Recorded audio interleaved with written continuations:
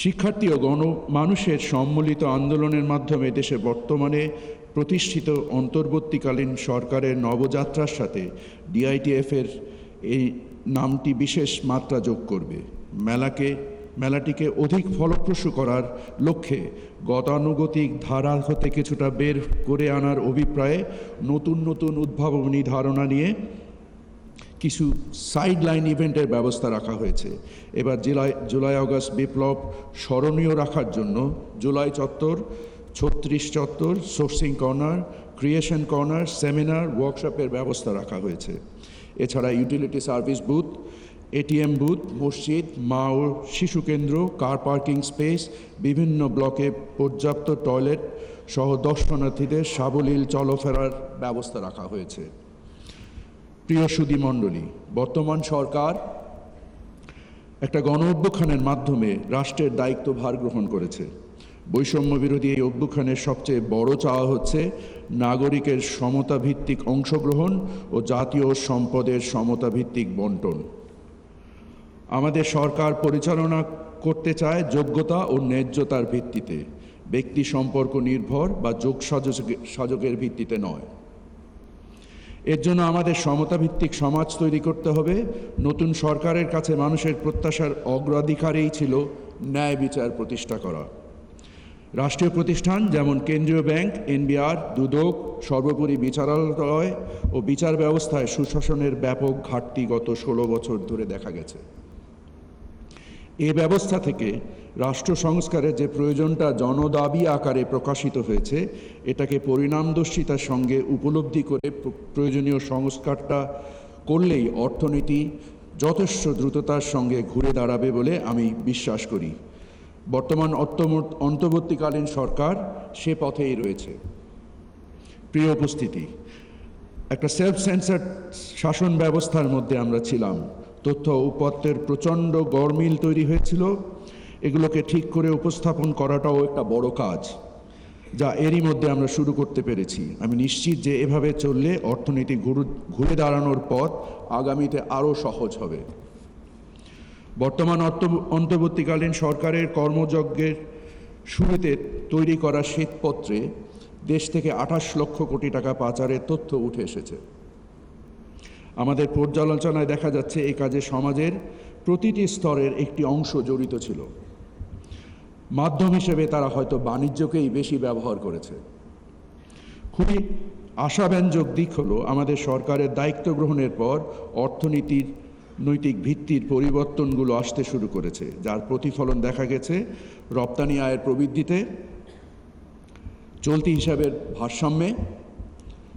সামষ্টিক অর্থনীতির ক্ষেত্রে সুদ ব্যয় বেড়েছে, কিন্তু এর মূলে রয়েছে গত শাসন আমলের সীমাহীন অনিয়ম। ফলশ্রুতিতে সুদ ব্যয় বৃদ্ধির সাময়িক একটি চাপ মোকাবেলা করতে হচ্ছে।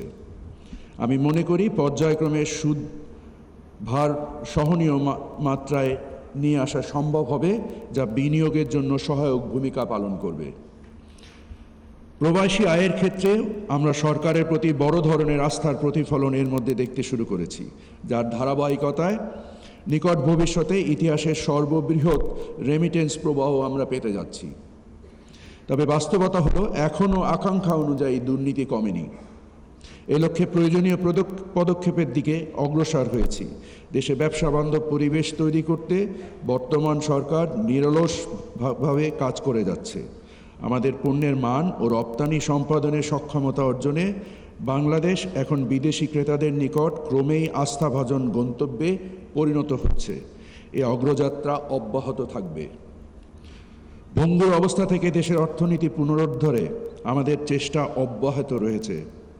আসন্ন রমজানে বাজারে পণ্যের সরবরাহ স্বাভাবিক রাখতে ইতিমধ্যে সকল প্রস্তুতি গ্রহণ করা হয়েছে। ২০২৪-এর বিপ্লবের মূলমন্ত্রে উজ্জীবিত হয়ে মেধা ও যোগ্যতার ভিত্তিতে অন্তর্ভুক্তিমূলক ব্যবসায়িক উৎকর্ষতা অর্জনের জন্য সকল প্রয়োজনীয় ব্যবস্থা নিশ্চিত করা হবে।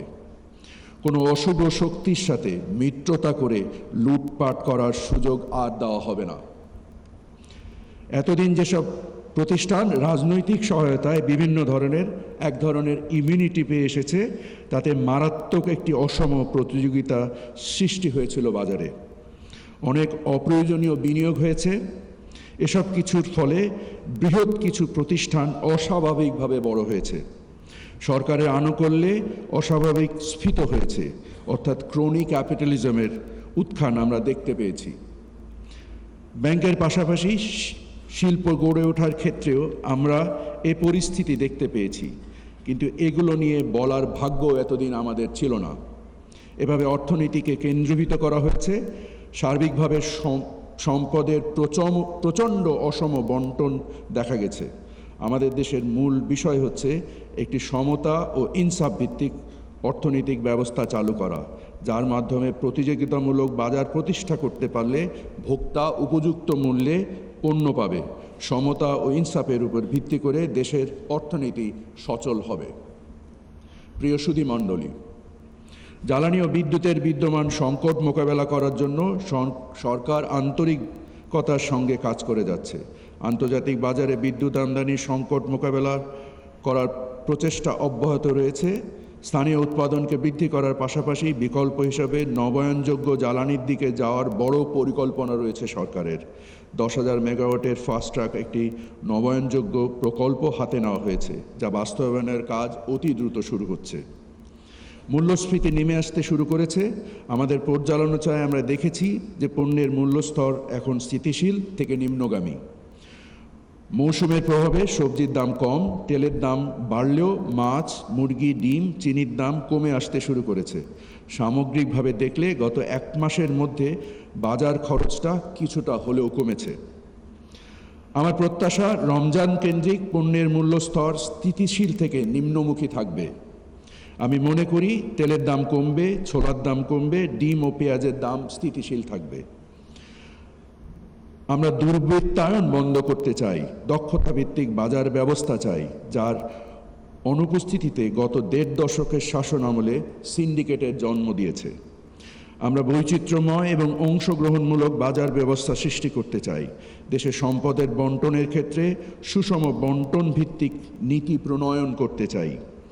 এলডিসি গ্র্যাজুয়েশনের যে পর্বটি আমাদের সামনে রয়েছে তা এই মুহূর্তে আমাদের জন্য বড় চ্যালেঞ্জ, কারণ সংখ্যাভিত্তিক বিষয়গুলো অর্থনীতি গ্র্যাজুয়েশনের যোগ্যতা অর্জন করলেও প্রশাসনিক এবং সামাজিক দুর্বলতাগুলো আমাদের বড় ধরনের ফাঁদে ফেলে দিতে পারে। এ ফাঁদে না পড়ার সুযোগও রয়েছে, তবে সেজন্য সংস্কারগুলো সময় মতো করতে হবে। আমরা অপরাধীদের জোট ভাঙতে চাই। যোগসাযোগের ভিত্তিতে এতদিন মাত্রা ও চরিত্রহীন লুণ্ঠন হয়েছে। এটা থেকে বের হয়ে সম্পূর্ণভাবে যোগ্যতা এবং উৎকর্ষতার উপর ভিত্তি করে অর্থনৈতিক নীতি প্রণয়নে আমরা সচেষ্ট। আমাদের রাজস্ব জিডিপির অনুপাত একটি লজ্জাস্কর পরিস্থিতিতে রয়েছে। এর থেকে পরিত্রাণের পথ খুঁজতে হবে। সম্মানিত উপস্থিতি, ঢাকা আন্তর্জাতিক বাণিজ্য মেলা 2025 আয়োজনে বাণিজ্য মন্ত্রণালয়, রপ্তানি উন্নয়ন ব্যুরো, এফবিসিসিআই সহ বেসরকারি খাতের সক্রিয় সহযোগিতা ও নিরলস প্রচেষ্টার জন্য সংশ্লিষ্ট সকলকে জানাই আমার আন্তরিক ধন্যবাদ।